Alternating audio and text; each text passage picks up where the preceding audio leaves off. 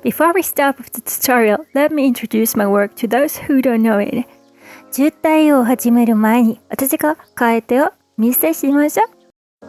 Hello everyone and welcome to my second video tutorial on how to color skin. The first one was how to make your liner interesting. Please have your liner prepared. If not, you can watch the first video on how to create it. Please be aware that my liner is a bit more sketchy and loose. You can do clean liner using vectors, I'm aware of it, and a separate tutorial for this will follow up soon, but it's personal preference, so please bear with it in this tutorial. Now that we have our liner created, please make sure that all the colors we use are on separate layers. It's again very easy to change up colors later on, you don't have to do it, but it changes your game, especially saves a lot of time. Here we go. I created a new layer underneath my liner layer, and I'm going to use a base color. Let me show you how I'm going to choose the colors so you can prepare yourself to choose some like this too. This little square is your best friend choosing colors and to have the great look into how good your actual contrast is.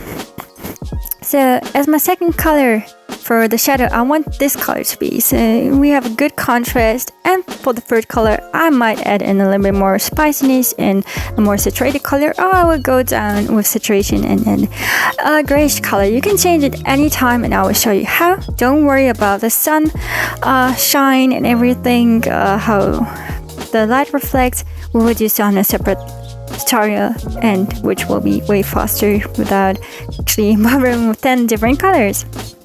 So please create a new layer underneath your liner layer, and I'm going to use the fill option in Clip Studio Paint.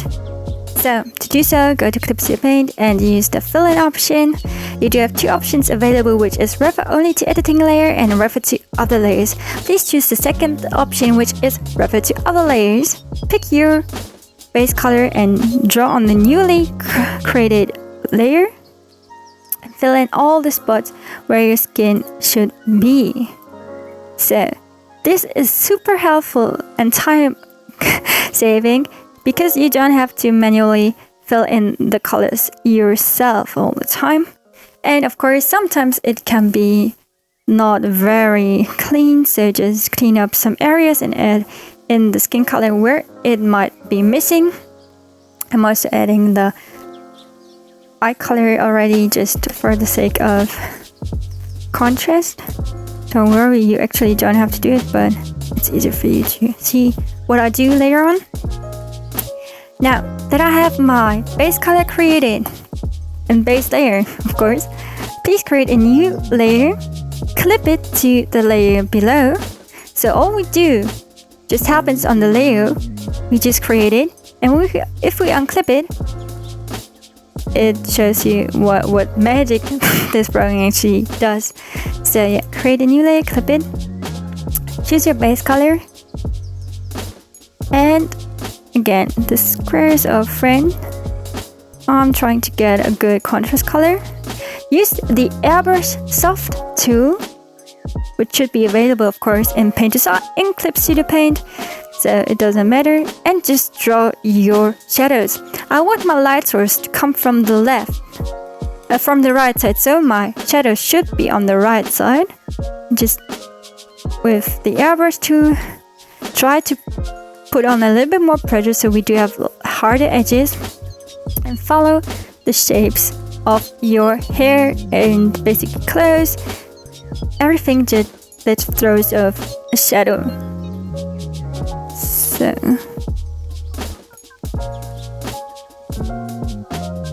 maybe a little bit more. Follow the shapes closely. I don't want to overshadow this face, so I'm trying to minimize it. First of all, I'm going to follow the shape of the hair. Strange, so triangle here and the eyes. And don't forget the shape of the face itself. Very gently, just draw an outline on it. You don't have to put on too much pressure on it. This creates a nice 3D effect, which is very gentle. don't forget about the lips, and just draw a stroke here, and very gently, without much pressure, just go up to your line art there, and you have very basic lips created. Same for this hamstring. Let's not forget about this one too.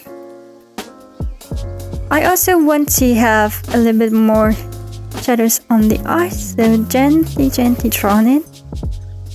And to smooth out the corners, I'm using the airbrush soft tool, so I'm not hardening out the edges and smoothing them out instead. So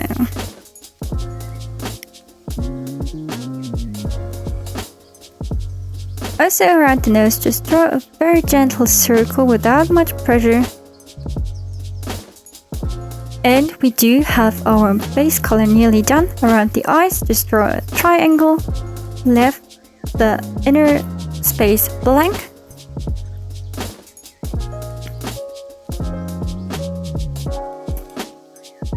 And I do have my base layer for the shadows created. Yay! This was quite fast, and it's very easy and beginner friendly. Please create a new layer above.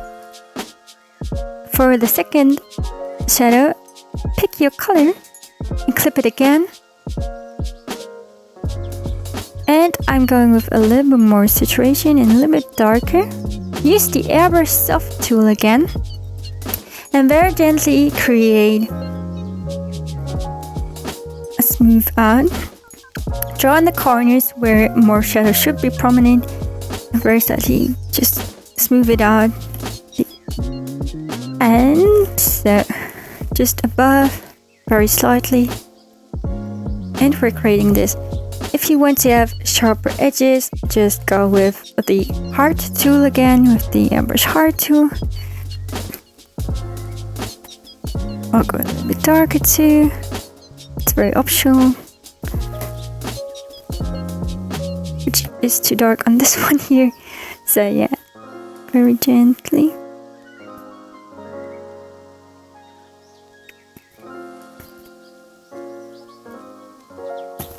So now I do have my base color filled in and the shadows. Well, you can change the opposite layer.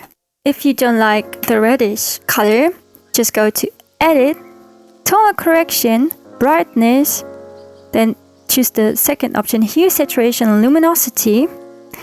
And with Hue, and because we have it on a separate layer, you can change it anytime you want and to any color you want. So you can experiment if you prefer a different color for this area better. You can also go in with saturation. I think it does not really fit on this place. So like very less saturated, and I think I like the less saturated version more. So I go with this. And it's, as you can see, it's very easy to just change the colors because we have everything on separate layers. And I want to create the nose.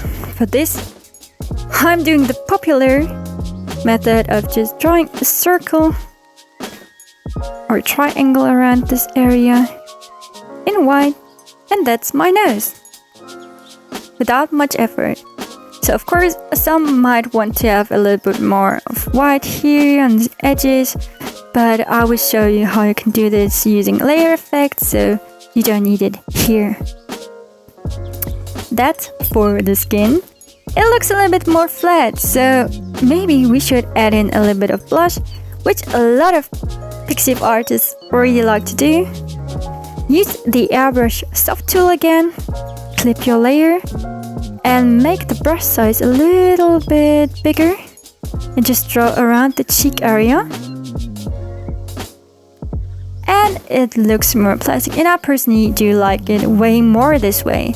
So yeah, this is how I draw my skin. There are different ways to do so without using the layer effects. And at the very end of this tutorial series, I will show you how you can make this a little bit more interesting using layer effects. So I really hope that this tutorial has helped you. This is the very basic way on how to color enemy skin. And if you have any questions, please leave them in the comments. I will gladly answer them all. Please look forward to more complicated and more detailed tutorials because there are several ways on how you can color skin. So thank you so much for watching and good luck with your art.